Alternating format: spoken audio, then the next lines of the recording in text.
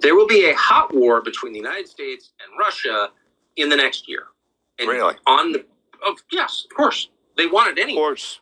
I don't think we'll win it, but that's a separate analysis. Anyway, yeah. But I think it's a political matter. They need to declare war footing in order to assume war powers in order to win. I believe that. And I think the evidence suggests that's true.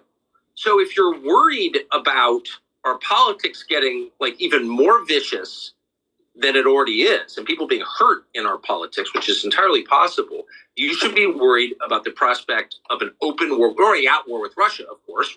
We're funding their enemies.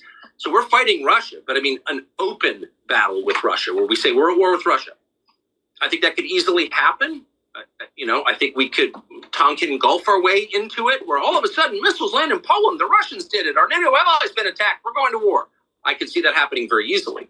So if you're worried about that, you need to put as much pressure as you possibly can on the Republican-held Senate to force a peace, which can be done. The United States could force a peace in Ukraine tonight. We're funding one side. There is no Ukrainian army outside of NATO. If NATO withdrew its support for Ukraine, Ukraine would crumble in a day. So we are the only power in the world that can bring both sides to the table to force a peace, which will be unsatisfactory as all forced peaces are. Like each side will give more than it wants, but that's the only option. Otherwise, I would bet my house on it. We are going to war with Russia. And of course, the stakes are everything, our life on the planet. I mean, these are the two biggest nuclear arsenals in the world facing off against each other. So like, this is insane. They're insane. These are people who think men can become women, who believe that face masks save you from COVID. I mean, these are not rational people. Would they go to war with Russia? Of course they would. Again, they want to anyway.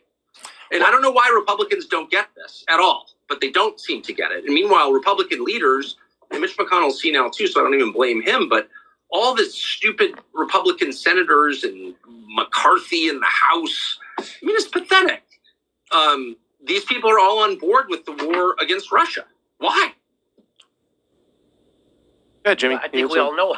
I think we all, because our politicians don't work for the people; they work for their donors, and the donors want this war because the donors are Wall Street and the military-industrial complex, and that's that. Yeah, that's. I mean, he knows why. I mean, I think he was just being facetious or something. Well, the only problem I had with that speech over there was the fact that he still has some this hope that the Republicans are going to come out and no, the Republicans are united on war. Mitch McConnell's been to Kiev twice, right? I mean, so it's he obviously knows that too, right? That's why he got kicked off of Fox, because he started calling out the Republicans for their warmongering. Yeah. And so he obviously knows that. I don't know, maybe he's just, crossing his fingers and hoping that maybe out of some crazy thing that the Republicans will oppose Joe Biden's warmongering, but of course they're never going to. Well, if you just look at what's going on, there are some rogue